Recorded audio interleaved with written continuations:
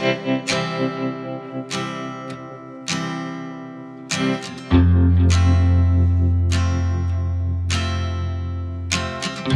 natin yung iCare Hair Botox. So, sa ngayon kasi madalas yung chemicals na ginagamit dito. Pwede lang ikaw ang gagawa sa buhok mo kasi parang pang-neutralize lang siya. Tapos, mas compare dun sa rebonding, mas matapang yung rebonding. Ito kasi, ito yung mga ginagamit sa hair botox na after ng rebond, pwede mo siyang gamitin, parang treatment siya. So, try natin siya. Kasi sa akin kasi, kaka last year nagpabalayad siya ako. Kaya tuloy, sirang-sira na siya. So, mag-shampoo ka twice, mag-shampoo ka and then patuyuin mo lang.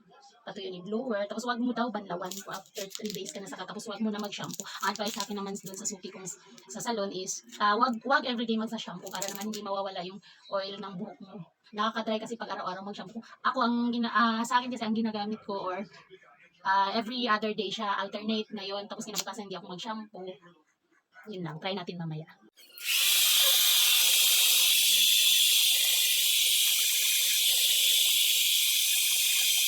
So, ito na siya. Nung natuyo, di ba sobrang buwagag? Tapos, dry na dry. So, kailangan talaga siya ng treatment. Try natin yung iCare. So, try natin tong iCare Botox na to. Tingnan natin yung result. Kasi medyo may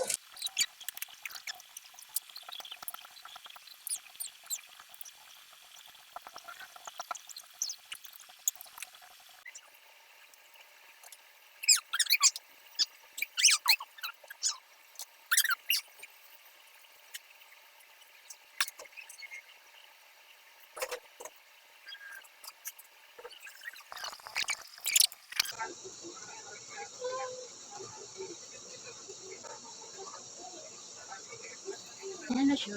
Okay lang. Abangan after 3 days.